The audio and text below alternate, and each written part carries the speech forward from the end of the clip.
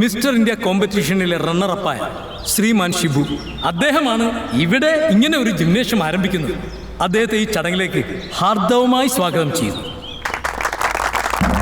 ഒപ്പം തന്നെ നമ്മുടെ നാടിൻ്റെ അഭിമാനവും ഞങ്ങൾ ചെന്ന് വിളിച്ചപ്പോൾ തന്നെ വേറെ ഒരു പണിയുമില്ല, വരാം എന്ന് തുറന്ന് സമ്മതിച്ച പ്രിയങ്കരനായ MLA ശ്രീമാൻ കലേഷിനെ ഈ യോഗത്തിലേക്ക് സ്വാഗതം ചെയ്യും. ഇനി ഞാൻ സ്വാഗതം ചെയ്യുന്നത് ഏതു പാതിരാത്രി ചെന്ന് എന്താവശ്യം പറഞ്ഞാൽ ഒരു മടിയും കൂടാതെ സാധിച്ചു തരുന്ന ഒരു വനിത. ഏത് വർഷം മിസ്റ്റർ ഇന്ത്യ ആയത്? 2002. അന്നോട്ട് ഇങ്ങനെ തന്നെ? അതെ. ഒരു മുണ്ടുടുക്കുന്നതിനെ പറ്റി ഇല്ല. 9ാം വാർഡ് മെമ്പർ, ഈ നാടിന്റെ പൊതുസ്വത്ത് മായാ ബേബിയെ സ്വീകരിക്കുന്നതിന് വേണ്ടി ആലുവ ജിൻഡോയെ ഞാൻ ക്ഷണിച്ചോളൂ. ആലുവയുടെ അർണോൾഡ് എന്നറിയപ്പെടുന്ന ജിൻഡോ പുഞ്ചിരി ആർട്സ് ആൻഡ് സ്പോർട്സ് ക്ലബ്ബ് സംഘടിപ്പിച്ച നാടോടി നൃത്ത മത്സരത്തിൽ A ഗ്രേഡ് വാങ്ങിച്ച ഒരു കലാകാരൻ കൂടിയാണ്. നന്നായി വരും. 2 വാക്ക് സംസാരിക്കുന്നതിനായി നമ്മുടെ പ്രിയങ്കരനായ MLA ക്ഷണിച്ചോളൂ.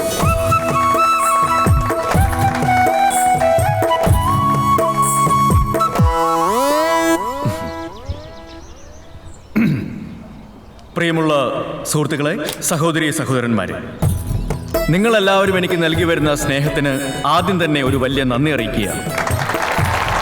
മനുഷ്യന്റെ ഏറ്റവും വലിയ സമ്പാദ്യങ്ങൾ ഒന്നാണ് ശക്തി, അല്ലെങ്കിൽ ആരോഗ്യം.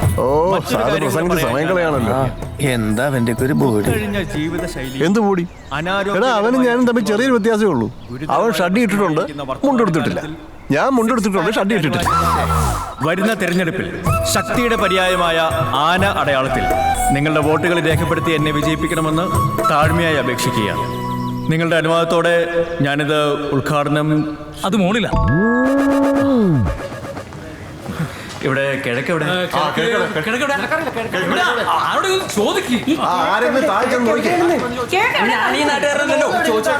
അല്ല, എന്തിനാ കിഴക്കി ചോദിച്ചത്? അത് ഈ വിളക്കിന്റെ തിരി കത്തിക്കാൻ. അയ്യോ, തിരി കത്തിച്ചിട്ടല്ല ഉദ്ഘാടനം. പിന്നെ ദാ സാധനം കണ്ടോ? അതിങ്ങനെ മാറോട് വലിച്ചു പിടിച്ച് ഉദ്ഘാടനം ചെയ്യണം. സിമ്പിൾ ആയിട്ട് മാറോട് അടുപ്പിച്ചാൽ മതി. അങ്ങനെ അങ്ങനെ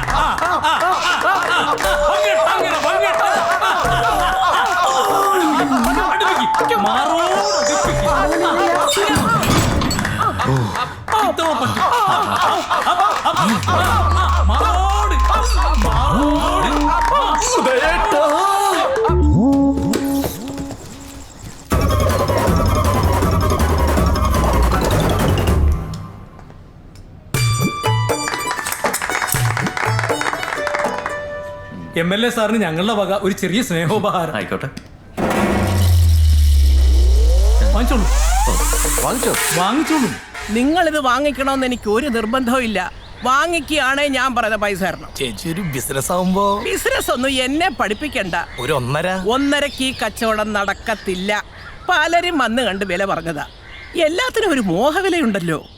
ഫൈനൽ വില 1.60. ഇത് ഓക്കെ ആണെങ്കിൽ പറ. ചേച്ചി ഒന്നും കൂടി ഒന്ന് ആലോചിച്ചിട്ട്. നടക്കുന്നെങ്കിൽ ഈ കച്ചവടം നടക്കട്ടെ എന്ന് കരുതിയ. നിങ്ങൾക്കിത് കൂടുതൽ ലാഭത്തിന് മറിച്ച് വിൽക്കാനല്ലേ? വക്ക് പൊട്ടിയ ബീറിന്റെ കുപ്പിക്ക് 1.5 രൂപയിൽ കൂടുതൽ തരാൻ പറ്റില്ല. സ്ഥിരം വന്നോണ്ടിരുന്ന തമിഴനെ 1 രൂപ 80 പൈസ വെച്ച് തന്നോണ്ടിരുന്നതാ. ഒരു ദിവസം ഒരു കാര്യവും ഇല്ലാതെ വെറും 25 പൈസയ്ക്ക് വേണ്ടി എന്നോട് കിടന്ന് തർക്കിച്ചു. ഇനിയാണ് നീ ശ്രദ്ധിക്കേണ്ടത്. അയ്യോ, ചാക്ക് കെട്ടെടുത്ത് തലയെ വെച്ച് റോഡ് ക്രോസ് ചെയ്തതാ പാവം.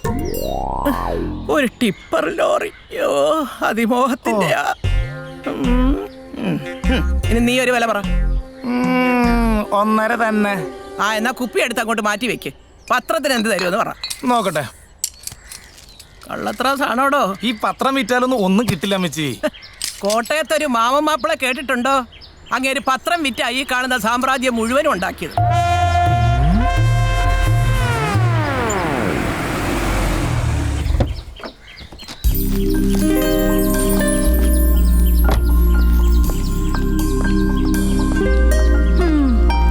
ചുരിദാർ ഷേപ്പ് ചെയ്യാൻ കൊടുത്തിട്ട് ആഴ്ച 3 ആയി.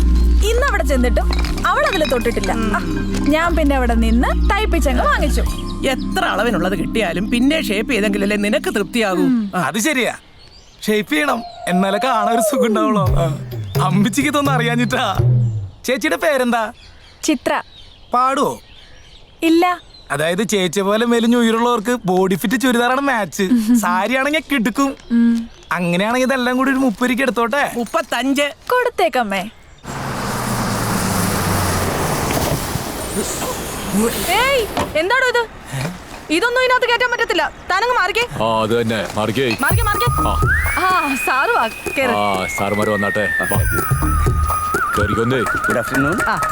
തണുപ്പ് ലേശം കൂട്ടിയിട്ടേ കിട്ടോ. മാക്സിമത്തിലാ. ഇതാണ് ഈപ്പച്ച മുതലാളി. അപ്പനപ്പന്മാരായിട്ട് മരത്തിന്റെ ബിസിനസ്സാണ്. പിന്നെ പുള്ളിക്കാരൻ ഇച്ചിരി റിയൽ എസ്റ്റേറ്റും വണ്ടിക്കച്ചവടമുണ്ട്. നിങ്ങളുടെ കൈവശം സ്കൂളല്ലേ ഉള്ളത്? അപ്പൊ ഡീൽ എങ്ങനെയാ? എടത്തലക്കാട് 90 സെന്റ് സ്ഥലവും സ്കൂളും. സ്കൂളിന്റെ കെട്ടെന്നൊക്കെ പറഞ്ഞ 10-60 കൊല്ലത്തെ പഴക്കമുള്ളതാ. പഴക്കമോ? അല്ല, അത് കൂട്ടണ്ട. സെന്റിന് 1 ലക്ഷം രൂപ വെച്ച് കിട്ടുന്നേ. Ticket sir, ticket. 3 കാരിക്കോട്. പഴയ സ്കൂളെന്ന് പറയുമ്പോൾ പിള്ളേരിലും പഠിപ്പില്ലെങ്കിലും വിൽക്കാൻ ചെല്ലുമ്പോൾ നാട്ടുകാരെ ഇടപെടും. ആണോ? നമുക്ക് സംസാരിക്കാം. എന്തേ ഒരു സംശയം? അല്ല, ഇതൊരു സ്കൂളാണല്ലോ. അപ്പൊ എത്ര കുറവിന് കിട്ടിയെന്ന് പറഞ്ഞാലും തലേന്ന് പോകൂല. വിൽക്കാൻ ഭയങ്കര പാടായിരിക്കുന്ന സാറ് പറഞ്ഞു തന്നെ. അതെ അതെ. സാറ് ചായ കുടിച്ചായിരുന്നോ? ഇല്ല.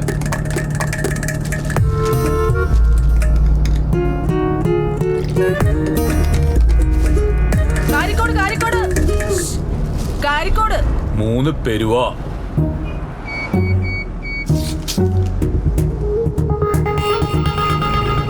$90 ലക്ഷം രൂപയ്ക്ക് സ്കൂൾ വാങ്ങിക്കാന്നൊക്കെ പറയുമ്പോ മുതലാളിക്ക് ഒറ്റക്കൊരു തീരുമാനം എടുക്കാൻ പറ്റില്ലെന്നാ പറയുന്നത്. പാർട്ട്നേഴ്സ് അടക്കം ഒന്ന് ഡിസ്കസ് ചെയ്യണം. വല്ല തോട്ടം എന്തെങ്കിലുമൊക്കെ ആയിരുന്നെങ്കിൽ ഈ വിലക്ക് കണ്ണുടച്ച് നോക്കാമായിരുന്നു. അങ്ങനെ എന്തെങ്കിലും ഉണ്ടോ? ഞാൻ ബ്രോക്കറല്ല, എനിക്ക് വേറെ ബിസിനസ്സാ. അല്ല, അവർക്ക് ബ്രോക്കർമാർ വേണ്ട. അതല്ലേ ഞാൻ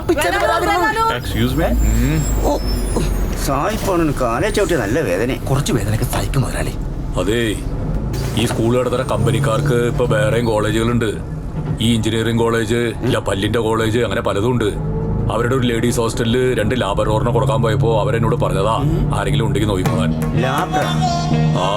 എനിക്ക് പട്ടിയുടെ കച്ചവടം ഉണ്ട്. പെരുവിറങ്ങാനുള്ളവർക്കൊന്ന് ഇറങ്ങിക്കേ. 3 വെള്ളൂര്. ഇല്ലാത്ത സമയം ഉണ്ടാക്കി ഞാൻ ഇവിടം വരെ വന്നത്. 10 പൈസയുടെ ബുദ്ധി ആവശ്യമില്ലാത്ത പട്ടിക്കച്ചവടക്കാരായിട്ടും റിയൽ എസ്റ്റേറ്റ് ഉണ്ടാക്കാനല്ല കേട്ടോടാ സാറേ. അടുത്ത 3 കൊല്ലത്തിനുള്ളിൽ 4 ടീച്ചർമാരാണ് അവിടെ റിട്ടയർ ആവാൻ പോണേ.